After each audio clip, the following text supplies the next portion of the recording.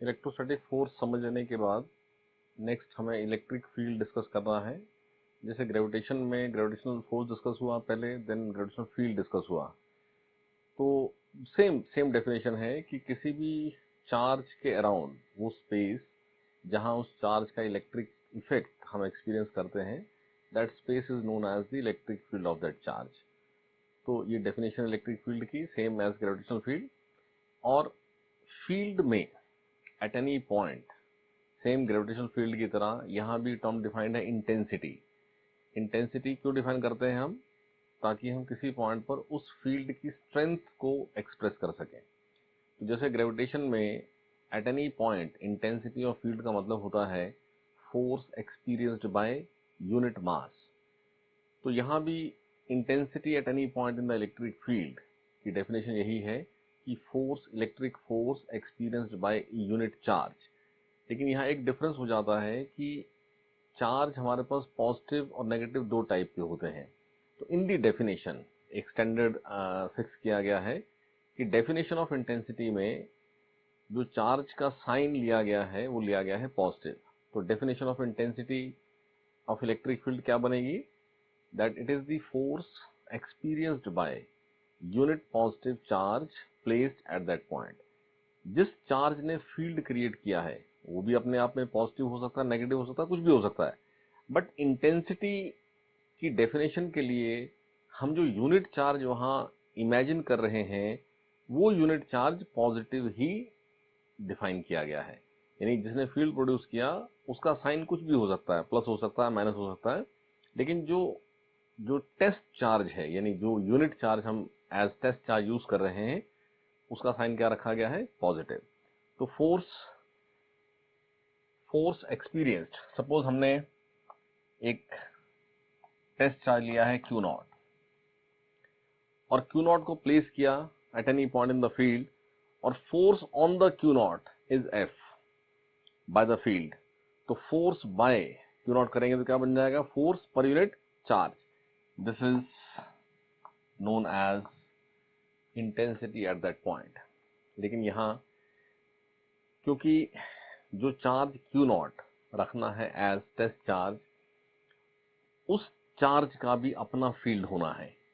तो जिस फील्ड की स्ट्रेंथ को हम स्टडी कर रहे हैं, जैसे ही वहां पर हम कोई चार्ज रखेंगे तो चार्ज अपना फील्ड प्रोड्यूस करके ऑलरेडी जो एग्जिस्टिंग फील्ड था उसको ही इफेक्ट कर सकता है, उसको ही चेंज कर सकता है।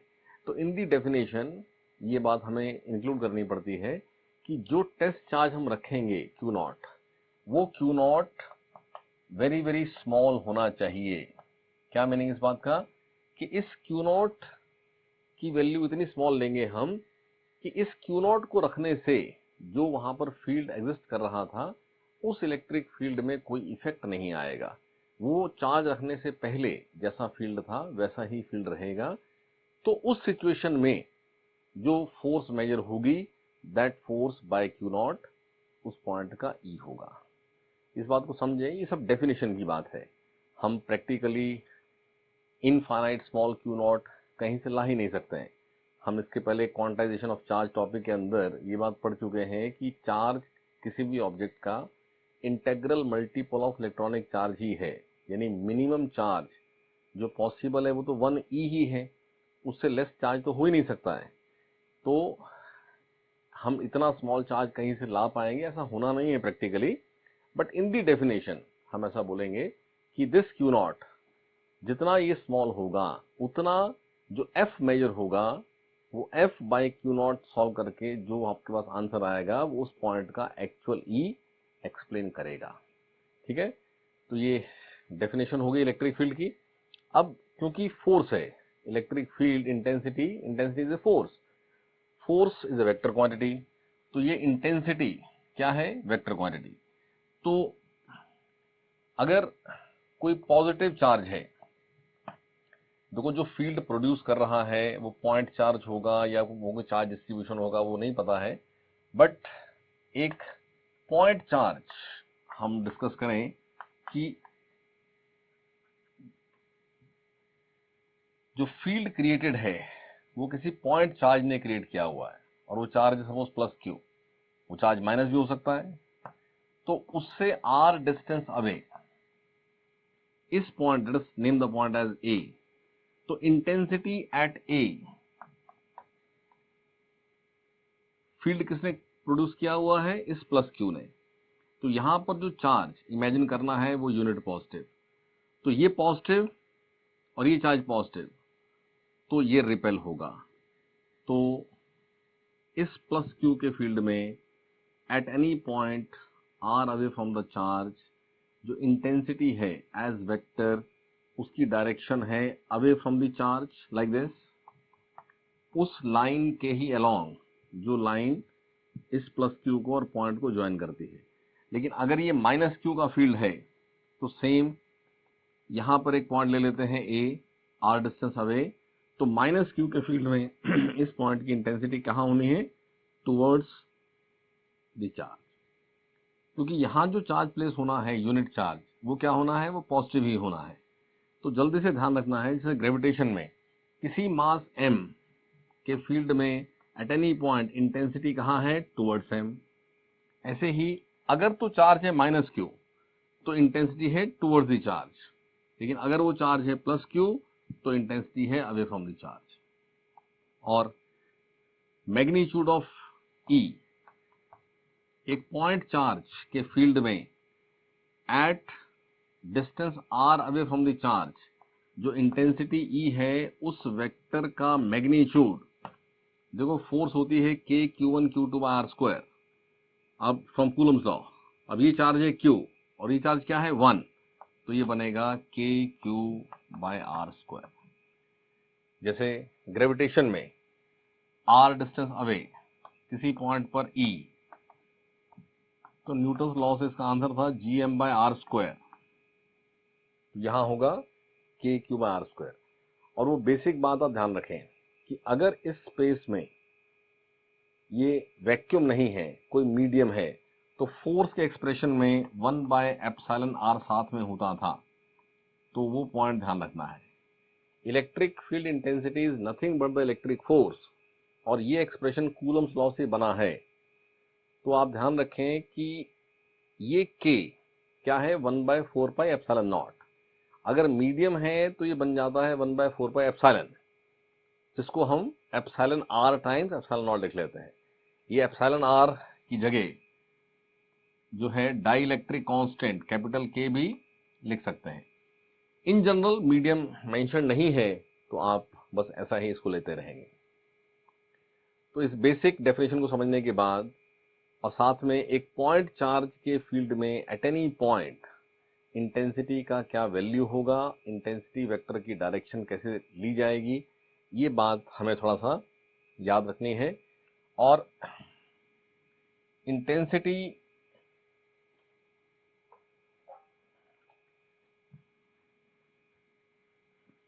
Due to a point charge discuss करके, अभी सपोज आपके पास स्पेस में मोर देन 1 पॉइंट चार्ज, जैसे plus q1 minus q2 plus q3, number of point charges are there, और स्पेस में इन सब का कंबाइंड फील्ड है। ये सारी बात ग्रेविटेशन में समझी हुई है आपने, खाली फर्क इतना हो गया कि यहाँ 2 टाइप के चार्जेस हो गए, प्लस भी हो सकता है माइनस भी हो सकता है। तो किसी सिस्टम ऑफ चार्जेस के फील्ड में अगर इंटेंसिटी एक्सप्लेन करनी है, जैसे मैं एक केस ले रहा हूं सिस्टम ऑफ 3 चार्जेस, ये number of charges can be any number, same method किसी भी नंबर के लिए अप्लाई होगा।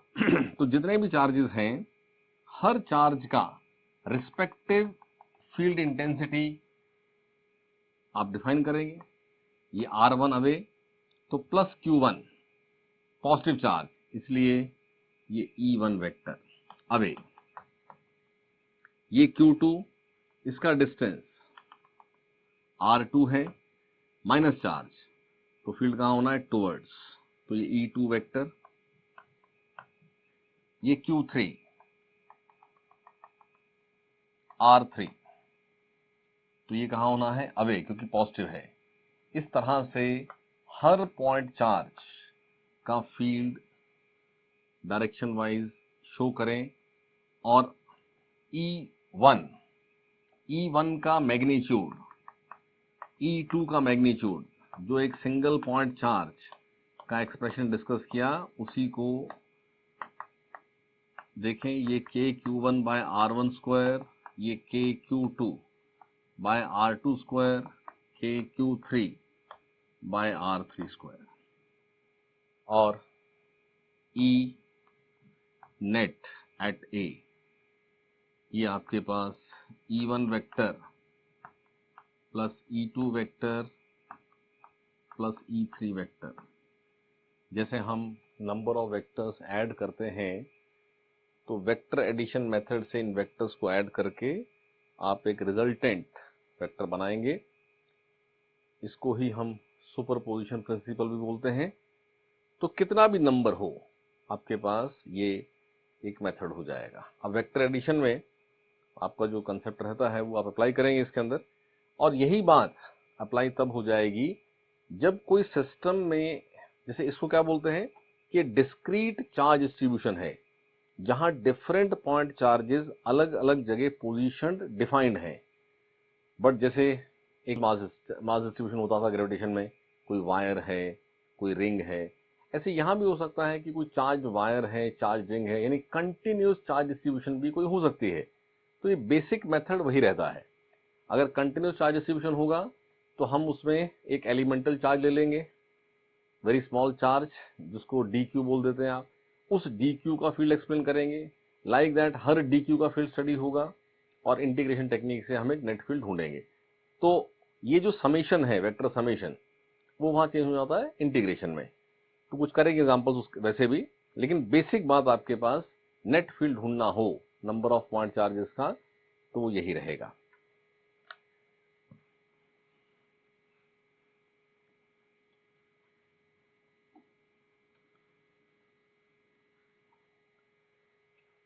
इस सुपरपोजिशन प्रिंसिपल के कुछ केसेस आप एज क्वेश्चन प्रैक्टिस कर लीजिए।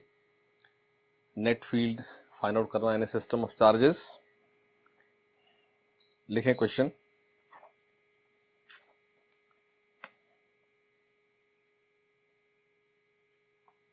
इस फिगर में इस तरह से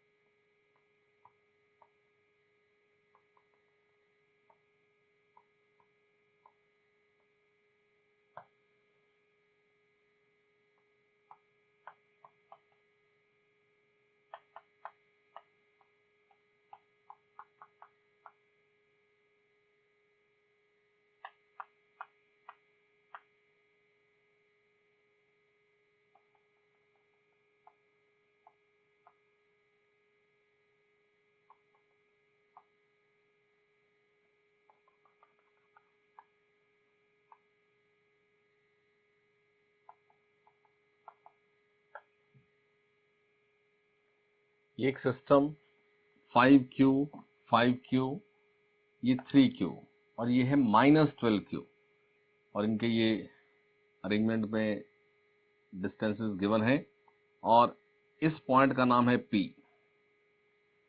और क्वेश्चन है कि find net field at P। इस सिस्टम ऑफ चार्जेस में 4 चार्जेस का सिस्टम है ये, और एक पॉइंट दिया है P, वहां नेट फील्ड बताना है। तो मेथड क्या यूज करेंगे, हर चार्ज का इंडिविजुअली यहाँ P पर क्या फील्ड है वो देखना पड़ेगा, और फिर उन सबका वेक्टर रिजल्टेंट। तो सबसे पहले ये 5Q चार्ज, ये पॉजिटिव चार्ज है, तो P पॉइंट पर फील्ड होना है अवे। सपोज ये है E1, तो E1 की वैल्यू होनी है K 5Q bye D square. ये भी चार्ज 5Q है और पॉजिटिव है, इसका फील्ड होगा E2, और E1 E2 they are equal, क्योंकि ये भी है 5Q और गैप D है, and they are equal and opposite. तो E1 वेक्टर और E2 वेक्टर का सम, वेक्टर रिजल्टेंट क्या आ जाएगा, 0। तो इन दो चार्जेस का नेट फील्ड हो गया 0। अब हम इन दोनों की बात करें, तो +3Q पॉजिटिव चार्ज, इसलिए अवे E3। ये -12Q नेगेटिव चार्ज, तो टुवर्ड्स E4। और E3 का मैग्नीट्यूड तो K3Q bye D square. E4 का मैग्नीट्यूड, अब इस चार्ज की वैल्यू है 12Q और इसका डिस्टेंस पॉइंट P से कितना है 2D, तो ये बनता है K12Q अपॉन 2D स्क्वायर, यानी ये है K3Q बाय D स्क्वायर। तो E3 और E4 दोनों का मैग्नीट्यूड सेम ही है और E3 E4 की डायरेक्शन भी अपोजिट, यानी एज वेक्टर E3 वेक्टर और E4 वेक्टर इन दोनों का सम 0 हुआ, यानी net field at P answer आएगा 0। ऐसे ये भी ध्यान रखो, इस सिस्टम ऑफ चार्जेस के अराउंड जो स्पेस है हर पॉइंट पर कुछ ना कुछ नेट फील्ड है, लेकिन ऐसा कोई पॉइंट स्पेस में बन जाना जहां पर इन चारों के रिस्पेक्टिव फील्ड आपस में नेट जो रिजल्टेंट वेक्टर बनाए वो 0 बनाए, तो एक कॉमन टर्म है, ऐसा बोलते हैं कि this point P in the space is a neutral point. अलग से इसलिए डिफाइन करते हैं, देखो इनफाइनाइट डिस्टेंस अवे तो E0 होना ही होना है, इनफाइनाइटली अवे तो इनफैक्ट 0 हो जाता है, तो ये विद इन द फील्ड है, ये कोई इन्फिनिटी का पॉइंट नहीं है P, ये P इस सिस्टम के फाइनाइट बाउंड्रीज में ही है, लेकिन इन सब का रिस्पेक्टिव फील्ड कैंसिल होकर के नेट 0 बन रहा है। सो एक टर्म है, आपको सेट पूछ सकते हैं कि whether this point P is a neutral point और नॉट, तो इस पॉइंट P पर नेट फील्ड 0 आ रहा है, तो नेट E कितना है 0 जो क्वेश्चन था, और साथ में ये भी समझेंगे कि इस पॉइंट P को बोला जाएगा कि ये P न्यूट्रल पॉइंट है इन द स्पेस। नेक्स्ट क्वेश्चन,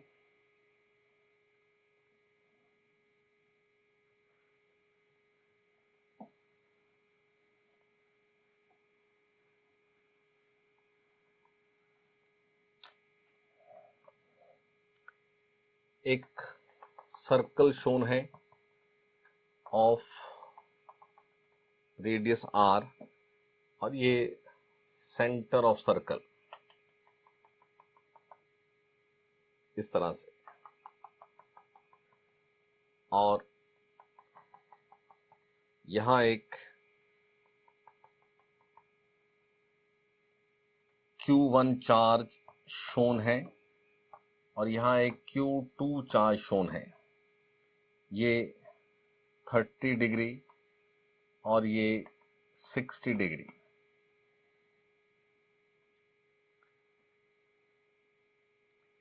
और ये एक वर्टिकल प्लेन है, मींस ये हॉरिजॉन्टल डायरेक्शन है और ये वर्टिकल डायरेक्शन है, और ऐसा गिवन है कि both Q1 and Q2 are positive charges. Now question is, लिख लें एक statement, at the center of circle, at the center of circle Q1 and Q2 produce an electric field which is directed vertically upward, which is directed vertically upward. Determine the ratio Q2 by Q1, ये ratio ढूंढना है और given ये है, देखो आप इसको x और इसको y मान लें, तो वर्टिकली अप का मतलब है, वर्टिकली अप का मतलब है कि पॉजिटिव y, ये भी पॉजिटिव चार्ज है, ये भी पॉजिटिव चार्ज है, इस Q2 का फील्ड E2 नाम रख लें इसका, तो अवे Q1 का फील्ड E1 मान लें, ये आपके पास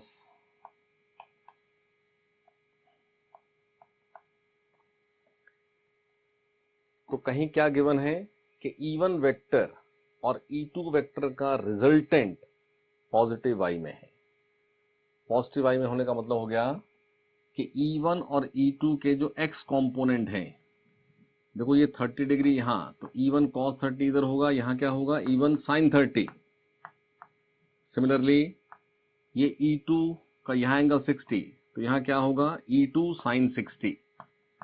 तो अगर सेंटर पर नेट फील्ड जीरो है, सॉरी x में जीरो है, y में तो है ही है ना, x में जीरो है, तो E1 sin 30 is equal to E2 sin 60।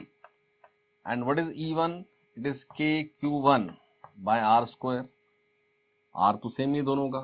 sin 60 is √3/2। E2 is KQ2 by R square।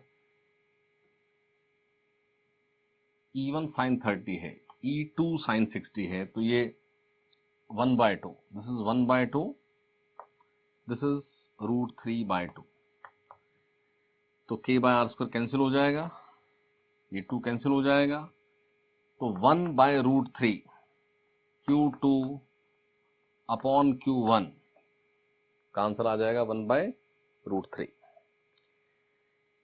तो इस तरह से कोई भी सिस्टम ऑफ चार्जेस हमें दे दिया जाता है और हमें नेट फील्ड ढूंढना है, तो बेसिक बात आपके पास यही है कि हर पॉइंट चार्ज का फील्ड बनाएं और फिर नेट सॉल्व होगा।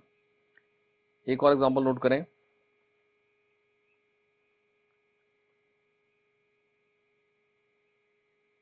टू पॉइंट चार्जेस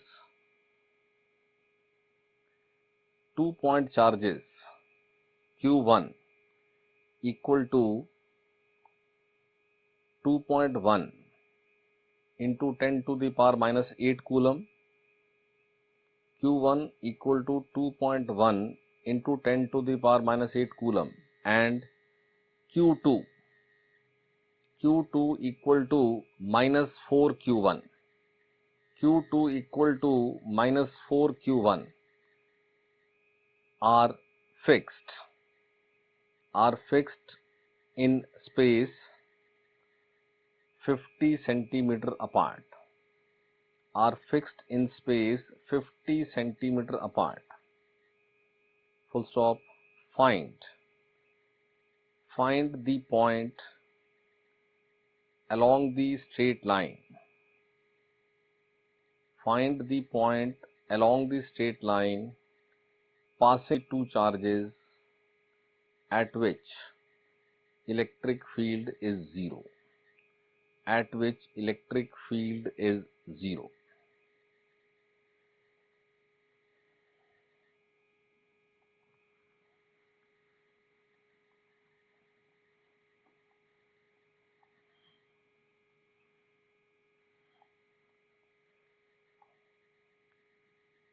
एक चार्ज प्लस Q1 है और दूसरा चार्ज माइनस 4 Q1 है, और Q1 की कुछ वैल्यू दी हुई है 2.1 into 10 to the power minus 8 coulomb.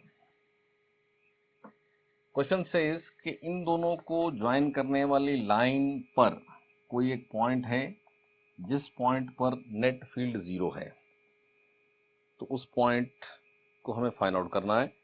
इन दोनों के बीच में हमें जो डिस्टेंस है R वो गिवन है 50 centimetre.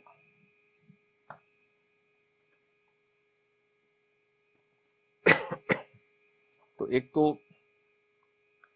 System is of two charges only, तो दो वेक्टर्स ही होने हैं और दो वेक्टर्स का रिजल्टेंट जीरो होने के लिए उनको इक्वल एंड अपोजिट होना है।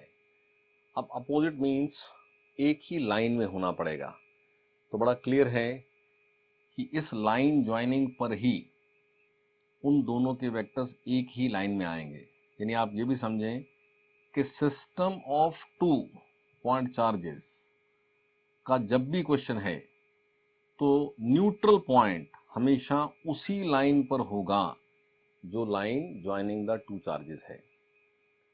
यानी इसके अलावा और कहीं न्यूट्रल पॉइंट पॉसिबल ही नहीं होगा, क्योंकि इसके अलावा और किसी भी पॉइंट पर जो दोनों चार्जेस Q1 Q2 होने हैं उनकी लाइन ज्वाइनिंग सेम नहीं होगी।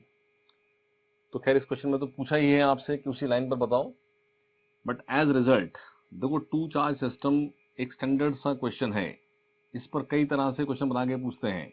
ये भी अपने आप में एक क्वेश्चन है कि आप सिर्फ इतना जज करें कि इस सिस्टम में न्यूट्रल पॉइंट कहाँ हो सकता है। सपोज ये बोल दिया जाए कि एक्स एक्सिस है, तो न्यूट्रल पॉइंट एक्स एक्सिस पर ही होगा।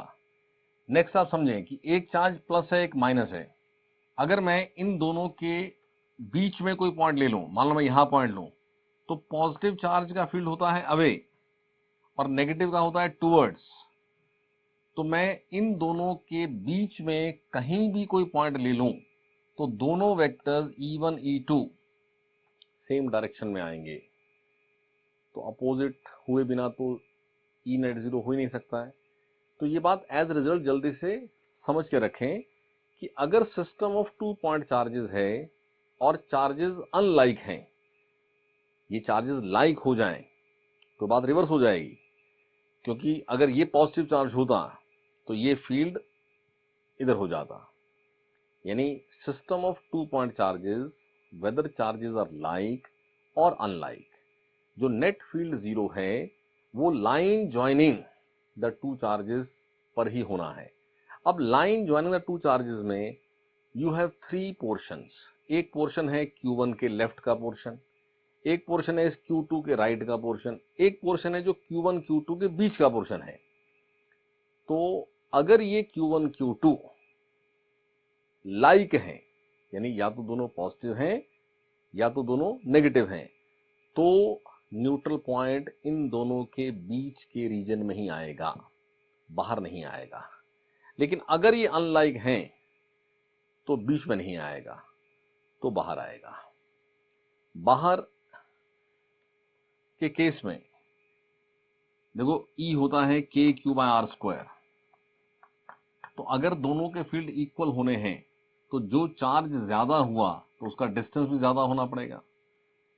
यानी ये चार्ज स्मॉल है, ये ज्यादा है, तो न्यूट्रल पॉइंट यहां कहीं होगा, क्योंकि इस चार्ज की वैल्यू कम तो इस पॉइंट का डिस्टेंस भी कम, इस चार्ज की वैल्यू ज्यादा तो इसका डिस्टेंस भी ज्यादा। यानी ये भी हमें देखो, अगर चार्जेस लाइक हैं फिर तो इन बिटवीन आना है। इन बिटवीन में भी एक पॉइंट है which is mid point. Mid point में फील्ड इक्वल करने के लिए जो चार्ज छोटा होगा उससे डिस्टेंस कम होना है। यानी बीच में होना है तो भी neutral point near to what charge होगा, जो चार्ज स्मॉल है। अनलाइक में आउटसाइड होगा, किसके नियर होगा, जो चार्ज स्मॉल है। ये सब छोटी छोटी बातें एज क्वेश्चन पूछी जाती है। तो यहां पर हमें समझ में आया कि ये इस Q1 के लेफ्ट में हो सकता है। तो Q1 से डिस्टेंस अगर x है तो उस Q2 से डिस्टेंस 4x हो जाएगा, और Q1 पॉजिटिव है तो उसका E1 फील्ड अवे, और Q2 नेगेटिव है तो उसका फील्ड टुवर्ड्स, और Q1 by x² equal to KQ2 upon R plus x²। तो यहां से R plus x by x it is Q2 by Q1 under root. अब Q2 तो Q1 का 4 टाइम्स है तो ये आ जाएगा 2। तो R plus x is 2x which gives you x equal to R, और R क्या है 50 सेंटीमीटर। तो आंसर क्या बनेगा कि 50 centimetre from the Q1 charge और टुवर्ड्स द Q1 चार्ज, ये इस क्वेश्चन का आंसर होगा। और इस पॉइंट को जो डिस्कस किया मैंने कि जनरल जो बात है कि system of two point charges, इसको जनरलाइज कर रहा हूं बात को मैं, ये बात थोड़ा सा ध्यान रखेंगे। System of two point charges Q1 and Q2, तो न्यूट्रल पॉइंट कहां लाई करता है ये अपने आप में question. In the system of 2 point charges Q1 and Q2 where the neutral point lies. तो आंसर है neutral point lie on the line joining the two charges. Joining the two charges means ये Q1 ये Q2, इनको join करने वाली line ये है। तो सपोज Q1 प्लेस्ड है A पर और Q2 प्लेस्ड है B पर। तो अगर Q1 Q2 लाइक चार्जेस हैं तो न्यूट्रल पॉइंट A और B के बीच में होगा और उस चार्ज के नियर होगा जो चार्ज छोटा है। और अगर ये दोनों चार्जेस इक्वल हुए मैग्नीट्यूड वाइज तो न्यूट्रल पॉइंट मिड पॉइंट होगा।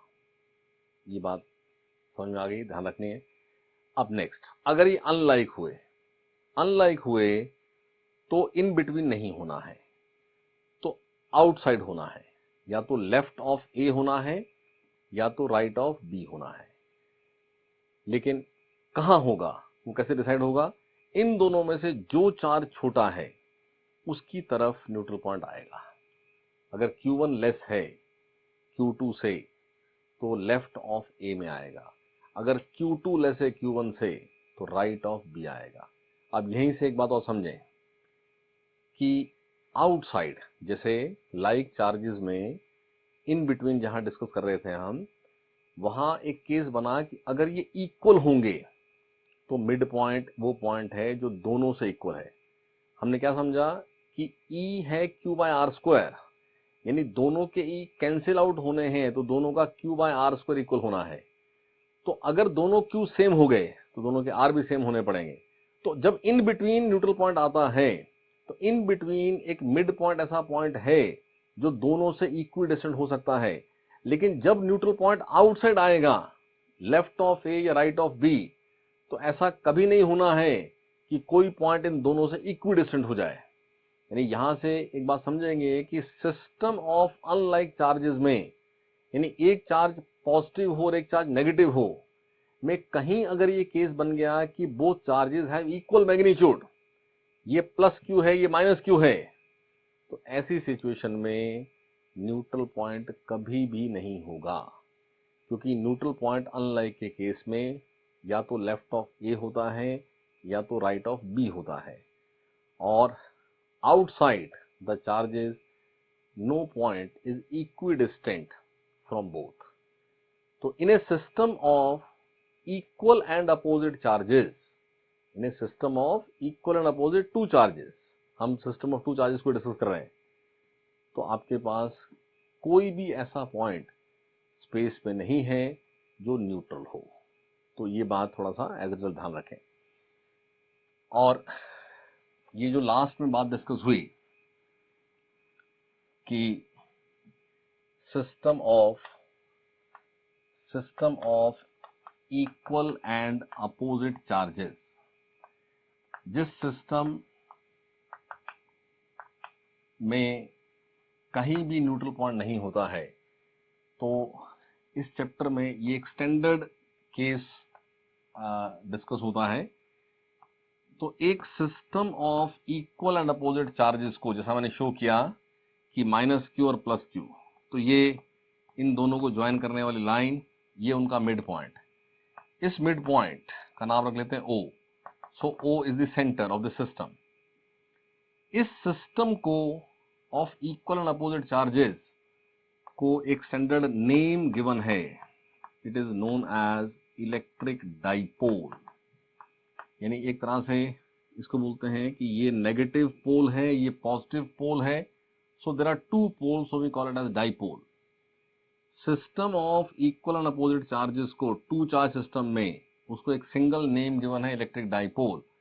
और इस डाइपोल में एक सेंटर डिफाइंड है, सेंटर ऑफ डाइपोल, सेंटर इन दोनों को ज्वाइन करने वाली लाइन का मिड पॉइंट, और उस सेंटर से इन दोनों का इक्वल डिस्टेंस होगा लाइक दिस। और ये डिस्टेंस अगर यहां सपोज L है तो यहां भी L होगा। तो एक डाइपोल के लिए, इलेक्ट्रिक डाइपोल के लिए एक सिंगल टर्म डिफाइंड है which is known as dipole moment. Dipole moment एक vector quantity denoted by p.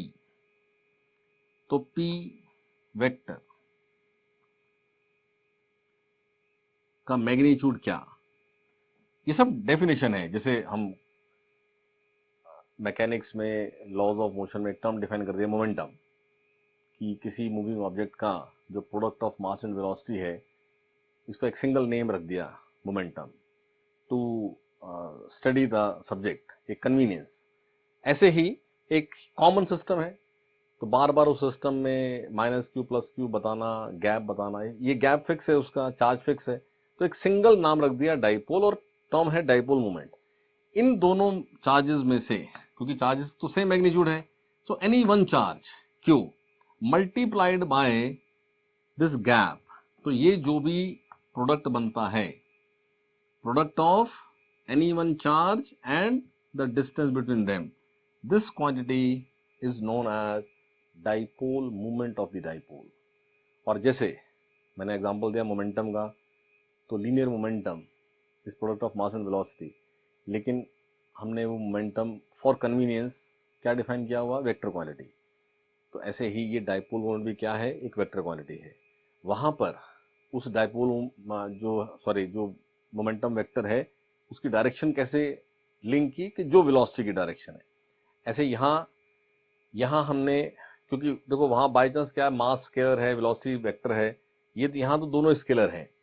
तो यहाँ हमने अपनी तरफ से कि माइनस क्यू और प्लस क्यू को ज्वाइन करने वाली जो लाइन है, उसमें माइनस से प्लस की तरफ जो डायरेक्शन होती है लाइक दिस, ये इस p वेक्टर की डायरेक्शन है. तो आपने ये बात याद रखनी है कि डाइपोल किसको बोलते हैं, ये एक system of equal and opposite charges को बोलते हैं. डाइपोल मूवमेंट क्या होता है, उस सिस्टम में any one charge multiplied by the distance between two charges, जो हो सकता है आप इसको पूरे को एल बोल दें, वो अलग बात है. मैंने एक सेंटर डिफाइन किया, वहां से एल एल लिया हुआ, तो इसलिए 2l लिखा हुआ.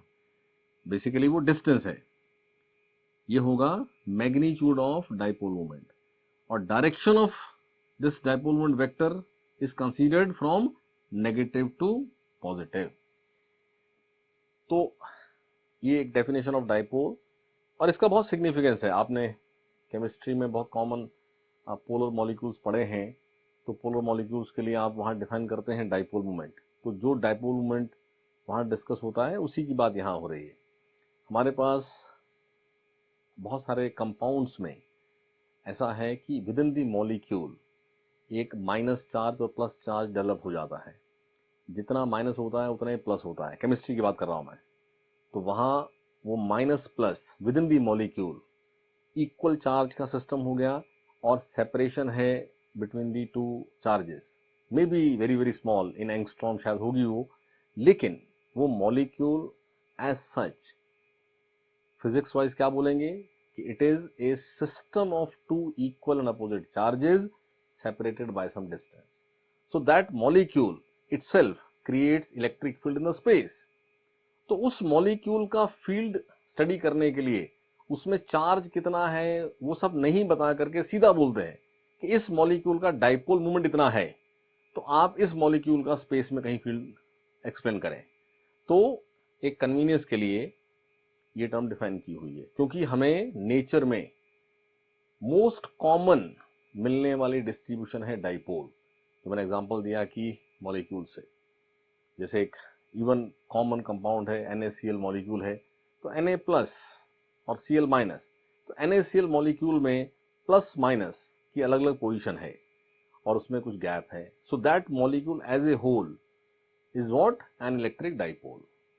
तो उस डाइपोल के लिए सारी एक बेसिक बात, और ये समझ लेने के बाद, जैसे अभी हमने क्वेश्चन किया था जहां नेट फील्ड 0 ढूंढा, तो ऐसे किसी भी पॉइंट पर नेट फील्ड बोला जा सकता है. तो एक डाइपोल का केस दे करके उस डाइपोल में at any point in space क्या फील्ड होना है, नेक्स्ट हमें वो पॉइंट स्टैंडर्ड डिस्कस करके याद करना है. तो पहले इलेक्ट्रिक डाइपोल समझ लिया.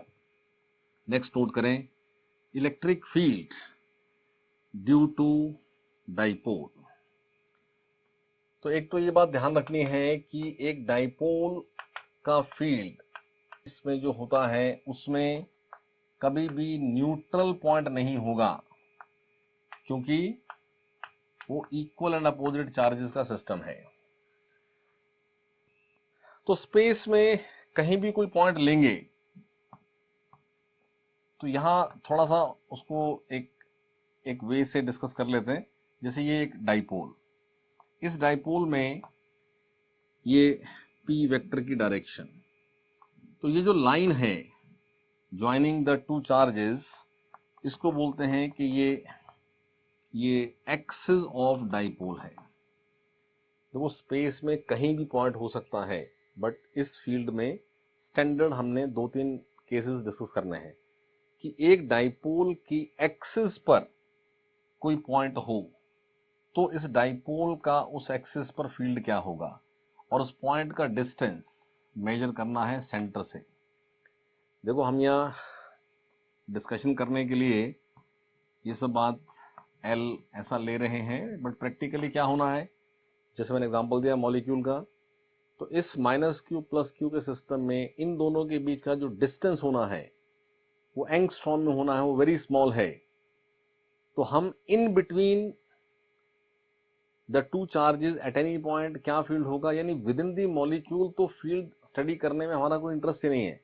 हमारा इंटरेस्ट किसमें है कि आउटसाइड जो मॉलिक्यूल स्पेस है उस स्पेस में किसी पॉइंट पे फील्ड क्या होगा। तो उसमें सबसे पहला केस स्टैंडर्ड हम एक नोट करेंगे कि eight any point on axis of dipole, जो मैंने फिगर में शो किया, और डिस्टेंस हमेशा कहां से लेना, सेंटर से। तो डिस्टेंस सेंटर से r, ये पॉइंट एक्सिस पर यहां भी कहीं हो सकता है। स्टैंडर्ड जो चीज डिफाइन हो रही है उसमें पॉइंट आउटसाइड द डाइपोल ही लिया जाना है, इनसाइड द डाइपोल वैसे कोई क्वेश्चन बना के हमें दिया जा सकता है, वो अलग बात है। बट स्टैंडर्ड जो हम बात डिस्कस कर रहे हैं उसमें हमारा जो डाइपोल का कॉमन केस रहता है, उसमें dipole is very very short, this distance between the two charges is very very small. तो हमारे लिए वो distance with in the molecule का केस कॉमनली हमें नहीं करना होता है, इसलिए आउटसाइड डिस्कस किया जा रहा है। यहां सपोज ये पॉइंट है ए, ऐसा ही पॉइंट एक्सिस पे यहां भी कोई हो सकता है। सपोज मैं यहां नाम देता हूं बी। तो ए पॉइंट पर +q का फील्ड E1, और ये नियर है तो E1 ग्रेटर होगा, -q का फील्ड E2 और ये स्मॉल होगा, और E1 greater than E2। It means in दोनों का जो रिजल्टेंट है वो क्या होगा, E1 - E2, और उसकी डायरेक्शन E1 की ही डायरेक्शन आएगी। अगर मैं एक्सिस पे यहां बात करता हूं तो +q का फील्ड अवे E1 वो स्मॉल होगा, और E2 वो ज्यादा होगा, और E2 ग्रेटर देन E1 से जो नेट फील्ड आएगा वो E2 की डायरेक्शन में आएगा। यानी अगर मैं इसको x एक्सिस मानूं तो ये बात आप यहाँ देख रहे हो कि डाइपोल की एक्सिस पर चाहे पॉइंट इस तरफ लिया जाए जैसा ए लिया, या पॉइंट इस तरफ लिया जाए जैसा कि मैंने बी लिया, जो नेट फील्ड की डायरेक्शन है वो दोनों साइड सेम ही आ रही है। और E1 ग्रेटर देन E2 से अगर मैं इसको x एक्सिस मानूं तो ये पॉजिटिव x डायरेक्शन और ये नेगेटिव x डायरेक्शन। तो ए पॉइंट पर जो नेट फील्ड आ रहा है E1 - E2, उसकी डायरेक्शन क्या आ रही है, पॉजिटिव x एक्सिस। बी पर नेट फील्ड क्या बन रहा है, E2 - E1, लेकिन डायरेक्शन क्या आ रही है, पॉजिटिव x एक्सिस। और पॉजिटिव x एक्सिस ही हमारे पास डाइपोल मोमेंट वेक्टर की डायरेक्शन थी। यानी हमें सारी बात डाइपोल मोमेंट से लिंक करते हुए याद रखनी है कि एक डाइपोल की एक्सियल लाइन पर, चाहे आप इधर की बात करो चाहे इधर की बात करो, उससे कोई फर्क नहीं पड़ता है। एक डाइपोल की एक्सियल लाइन पर सेंटर से r डिस्टेंस अवे जो नेट फील्ड होता है, उस नेट फील्ड की डायरेक्शन डाइपोल मूवमेंट के ही अलोंग होती है। ये बात यहाँ डिस्कस की है, ये एज रिजल्ट याद रखनी है कि एक डाइपोल की एक्सियल लाइन का मीनिंग क्या, एक्सियल लाइन पर किसी पॉइंट पर फील्ड की डायरेक्शन क्या। अब उसमें दोनों चार्जेस के फील्ड कंसीडर किए हुए हमने, हम सीधा नेट फील्ड की बात कर रहे हैं। तो एक्सियल लाइन पर जो नेट फील्ड होता है डायरेक्शन वाइज वो पी वेक्टर के ही अलाउंग होता है। यानी अगर पी वेक्टर आई कैप है तो फील्ड भी आई कैप है, चाहे इधर पॉइंट ले लें चाहे इधर ले लें। अगर पी वेक्टर माइनस आई कैप है तो फील्ड भी दोनों पॉइंट्स पर माइनस आई कैप होगा।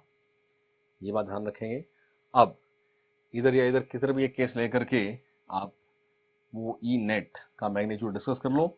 इस प्लस क्यू से ये डिस्टेंस बनेगा आर माइनस एल,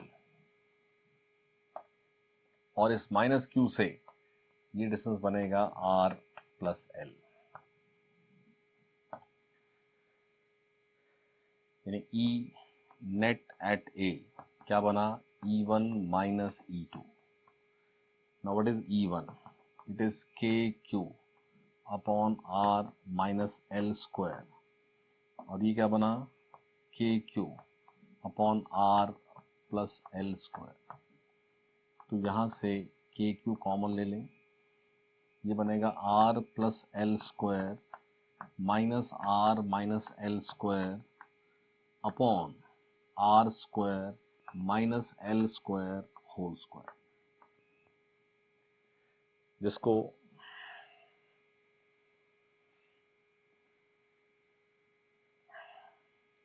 जिसको सॉल्व करें तो KQ बाहर है, ये a plus B whole square minus a minus B whole square, it becomes 4AB, so it is 4RL upon क्या है, R square minus L square square. अब क्योंकि हमें सारी बात डाइपोल मोमेंट की टर्म्स में याद करनी है, तो हमारे पास Q इंटू 2L क्या था, P, तो यहाँ Q इंटू 2L यानी Q इंटू 2L एक साथ कर दो, बाकी बचा 2R upon R square minus L square square. तो ये आपके पास twice KP R upon R square minus L square square. और जो स्टैंडर्ड केस है वो क्या केस है कि ये डाइपोल तो वेरी शॉर्ट लेंथ होता है, यानी आपके पास जो ये L डिस्कस हो रहा है that L is very very small compare to R। तो इन ए शॉर्ट डाइपोल, हमारे पास प्रैक्टिकली सभी डाइपोल शॉर्ट ही हैं, in a short dipole implies L is very very small compared to R, यानी R square minus L square approximately क्या है, R square. R square minus L square is approximately R square. तो आपके पास E net यानी denominator में इसको अगर आप R स्क्वायर लिख लें तो ये बन जाएगा R टू द पावर 4, ये बनेगा 2KPR upon R to the power 4, यानी ये बनेगा 2KP बाय R3। तो at any point on the axial line magnitude कितना है, 2KP बाय R3। डायरेक्शन क्या है, same as that of P vector. ये जो भी हमने किया है सॉर्ट ऑफ डेरिवेशन था, ये डेरिवेशन करके नहीं है, क्वेश्चन जैसे ही लीजिए आप इसको, लेकिन फाइनली जो रिजल्ट हमने बनाया वो रिजल्ट आप याद रखें कि आपको एज डाइपोल ये रिजल्ट डिस्कस होता है। हो सके तो शॉर्ट से पहले का जो रिजल्ट था वो भी हो सके तो याद करें कि जब हमारे पास L स्मॉल नहीं है, क्योंकि फिजिक्स में हम डाइपोल स्टडी कर रहे हैं बट क्वेश्चन में बहुत बार सिस्टम दे देते हैं माइनस क्यू प्लस क्यू, उसमें डाइपोल नाम यूज ही नहीं किया है, वहां लेंथ आपको स्मॉल नहीं दी है, तो वहां ये फॉर्मूला याद है, रिजल्ट याद है, तो डायरेक्ट आप इसको यूज कर जाएंगे और थोड़ा टाइम सेव हो जाता है एग्जाम में।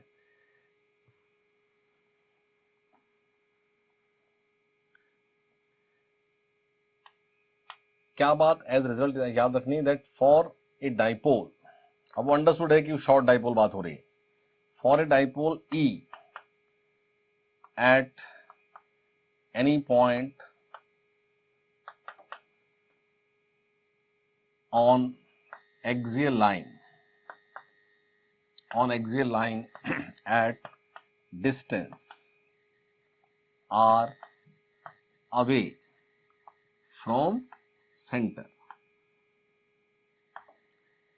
तो ये आंसर है आपके पास ई वेक्टर। मैं डायरेक्ट बोलूं तो 2kp बाय आर क्यूब, और साथ में यूनिट वेक्टर क्या, डायरेक्शन किसकी होती है, पी वेक्टर की। तो क्या लिखेंगे, पी कैप।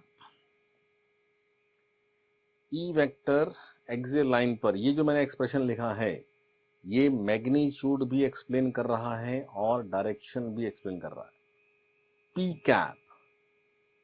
अब वो जनरल बात है कि पी कैप का मतलब होना है P vector by mod P. तो कभी ऐसी नीड हो तो ऐसा भी हम कर सकते हैं, लेकिन अगेन ये एक थ्योरेटिकल एक्सप्रेशन है। क्वेश्चंस करते समय मान लो कलेक्शन ऑफ डाइपोल्स पे क्वेश्चन बना दिया जाए तो जल्दी से बस ध्यान रखो कि हर डाइपोल का अपना अपना ई वेक्टर बना दो और फिर नेट वेक्टर बन जाएगा। तो एक्सियल लाइन पर डायरेक्शन क्या लेनी, same as that of P vector, और magnitude 2kp by R cube.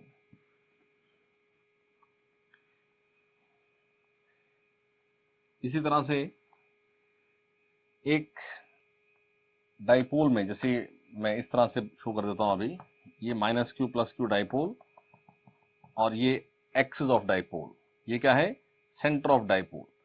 तो सेंटर ऑफ डाइपोल से पास होने वाली वो लाइन जो इस एक्सिस ऑफ डाइपोल के परपेंडिकुलर हो, यानी आप इस लाइन का ये परपेंडिकुलर बाइसेक्टर हो गया, इस लाइन को बोलते हैं इक्वेटोरियल लाइन ऑफ डाइपोल। जैसे इस लाइन को क्या बोलते हैं, एक्सियल लाइन, इसको बोलते हैं इक्वेटोरियल लाइन। तो जैसे एक्सियल लाइन का फील्ड स्टैंडर्ड हमने डिस्कस किया और उसको हमने याद रखना है, ऐसे ही इक्वेटोरियल लाइन यानी सेंटर से आर डिस्टेंस अवे, जैसे एक पॉइंट यहां इमेजिन कर लें ए, और ये आर डिस्टेंस अवे यहां से सेंटर से आर, ये यहां पर दोनों का डिस्टेंस एल है, ये डाइपोल में हमें गिवन है, ठीक है। तो इस पॉइंट पर नेट फील्ड क्या होना, इक्वेटोरियल लाइन। तो एक तो पी वेक्टर शो कर दीजिए, हमेशा पी वेक्टर कहां होना है, -2+, तो ये पी वेक्टर की डायरेक्शन है। तो ये पॉइंट ए जैसा फिगर से क्लियर है, इस माइनस से और इस प्लस से दोनों से ही इक्वी डिस्टेंट होगा, और ये आर डैश अगर वैल्यू है तो आर डैश √r² + l² है, आर डैश √r² + l² है, और आर डैश सेम है और मैग्नीट्यूड सेम है। तो ये अगर ई वेक्टर है, ये ई, तो इसका फील्ड जो अवे है लाइक दिस, ये भी ई होगा। इन दोनों ई के मैग्नीट्यूड्स सेम होंगे। और अगर मैं इस लाइन के पैरेलल यहां एक लाइन ड्रॉ कर दूं,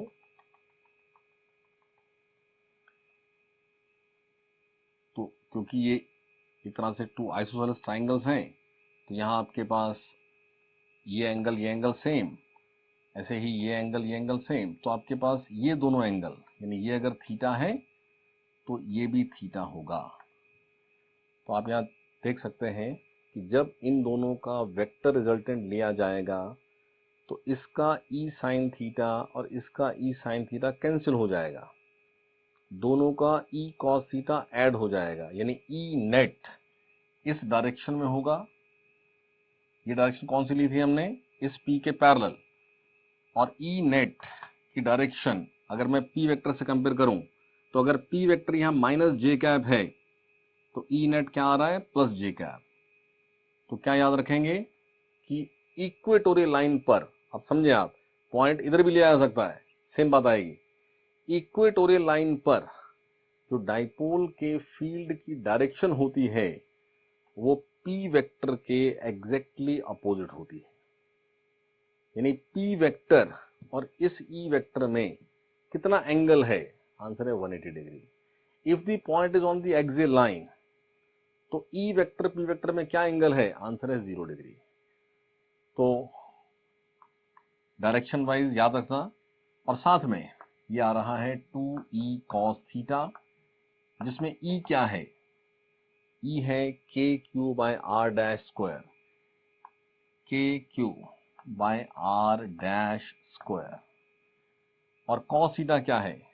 ये थीटा यहां से आप चेक करें तो ये थीटा सेम आना है, तो L upon R dash is cos theta, तो L अपॉन आर डैश। तो डिनोमिनेटर में 2 या इसको लिख लें k q into 2L upon R dash q, और q इंटू 2L तो होता है p, सो के पी और आर डैश ये है, तो R square plus L square power 3/2, ये आपके पास ई नेट। और फिर से क्योंकि डाइपोल शॉर्ट रहता है, तो as L is very very small compare to R, implies r square plus l square is approximately r square। तो ये ई नेट बन जाता है के पी बाय आर क्यू। तो शॉर्ट डाइपोल की एक्सियल लाइन, शॉर्ट डाइपोल की equatorial line, ये एक्सियल लाइन और इक्वेटोरियल लाइन दो स्टैंडर्ड केस, इनको आप याद रखेंगे। एक्सियल लाइन पर जो ई है वो कहाँ है? Parallel to P vector. Equatorial पर कहाँ है? Opposite to P vector. Axial line पर मैग्नीट्यूड क्या है? 2 K P by R cube. Equatorial पर मैग्नीट्यूड क्या है? के पी बाय आर क्यूब। यानी मैं इसको दोनों केसेस, जैसे हमने एक्सियल लाइन के लिए एक फाइनल वेक्टर एक्सप्रेशन लिखा, तो ऐसे ही on the equatorial line at distance r away from center, तो E वेक्टर जो है ये K P by R cube, P cap but minus, क्योंकि E वेक्टर की डायरेक्शन क्या हमने डिस्कस की? अपोजिट टू पी वेक्टर, तो पी कैप का नेगेटिव लिखना पड़ेगा। तो इस तरह से डायरेक्शन और मैग्नीट्यूड दोनों एक सिंगल एक्सप्रेशन से एक्सप्लेन हो जाते हैं। इस तरह से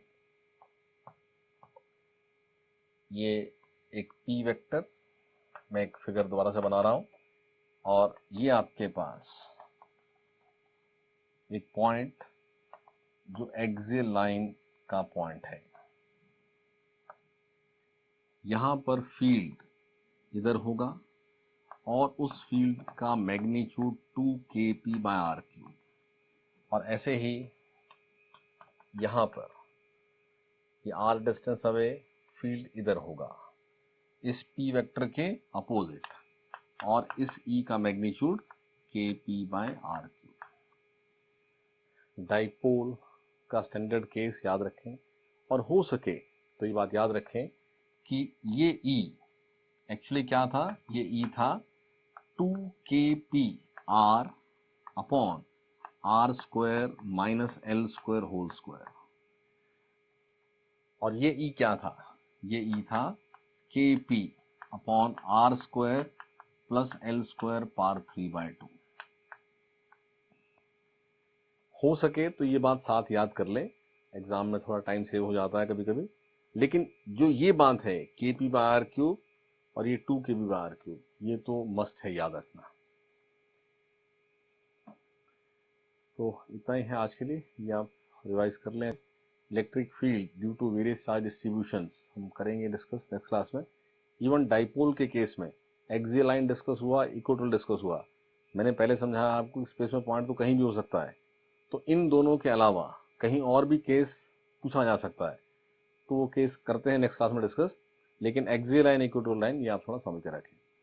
आपको जो होम असाइनमेंट मिला था लास्ट क्लास में वो आपने कर लिया होगा, उसके सॉल्यूशंस भी हम लोड कर रहे हैं साथ में। देखो पूरा प्रोसेस अच्छे से तभी होना है जब आपको जैसे जैसे कहा जा रहा है वैसा वैसा आप साथ साथ करो। ये लॉकडाउन सिचुएशन का अभी भी कुछ क्लैरिटी नहीं है, शायद ओपन हो भी गया तो क्लासेस ऑफलाइन और शायद अभी टाइम लगेगा। तो आप सिंसियरली सब चीज़ साथ साथ करते रहें, बिकॉज एक पॉइंट आप समझो कि अभी जो नीट एग्ज़ाम है वो 1 मंथ पोस्टपोन हो रहा है, 2 मंथ पोस्टपोन हो रहा है।